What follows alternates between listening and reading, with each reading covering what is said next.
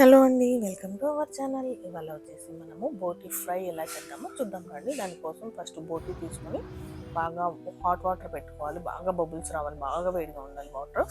దాని తర్వాత ఆ వేడి వేడి వాటర్లో మన బోటి వేసేసి బాగా క్లీన్ చేసుకోవాలి. పైన ఉన్న లేయర్ బ్లాక్ కలర్ ఏదైతే ఉందో అది బాగా వాటర్లో వేసి ఒక 4-5 టైమ్స్ అట్లా ఉంచి దాని తర్వాత చాకుతో నైఫ్తో గీక్కుంటే అది వచ్చేసిద్ది. అది బాగా క్లీన్ చేసేసుకొని ఏమి లేకుండా అన్ని చిన్న చిన్న పీసెస్గా కట్ చేసేసుకొని ఇంకా బోటీతో వచ్చినవి ఇంకా ఉంటాయి కదా, పేగులు, లంగ్స్, అవన్నీ నీట్గా పసుపు సాల్ట్ వేసి నానబెట్టి కాసేపు 5-6 టైమ్స్ నీట్గా వాష్ చేసేసుకొని దాని తర్వాత కుక్కర్లో వేసి ఫస్ట్ కుక్ చేసుకోవాలి. బాగా ఒక 5-6 విజిల్స్ వచ్చిన దాకా కుక్కర్లో వేసేటప్పుడు కొంచెం సాల్ట్, కొంచెం అల్లం వెల్లుల్లి పేస్ట్, కొంచెం కారం వేసేసి ఉడకనివ్వండి.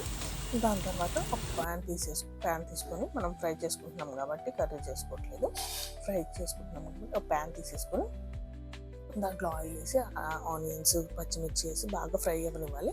అయ్యాక అల్లం వెల్లుల్లి పేస్ట్, పసుపు వేసి ఫ్రై అయ్యాక మన బోటీ వేసుకోవాలి. కుక్కర్లో ఆల్రెడీ కుక్ చేసుకున్నాం కదా, అది బోటీ. కుక్కర్లో కొంచెం వాటర్ రిలీజ్ అవుతుంది కదా, ఆ వాటర్ వేసుకోకూడదు, మళ్ళీ స్మెల్ వచ్చేసింది. వాటర్ వదిలేసేయాలి, పడేసేయాలి.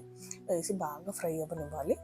బాగా ఫ్రై అయిన తర్వాత అందులో మనము చూసుకుంటూ సాల్ట్ మన ఎంత క్వాంటిటీ ఉందో అంత తగ్గట్టు సాల్ట్, నెక్స్ట్ కారము, గరం మసాలా, ధనియాల పౌడర్ ఇవన్నీ వేసి బాగా ఫ్రై అవ్వనివ్వాలి. మనం ఫ్రైగా అన్నాం కాబట్టి బాగా క్రిస్పీగా అయిందాక వేగనివ్వాలి. బాగా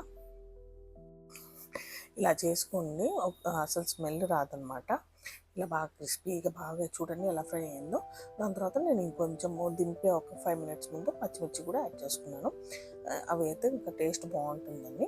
ఇలా ఒకసారి ట్రై చేయండి, చాలా చాలా టేస్టీగా చాలా బాగా వచ్చింది, స్మెల్ కూడా రాదు. ట్రై చేయండి ఒకసారి.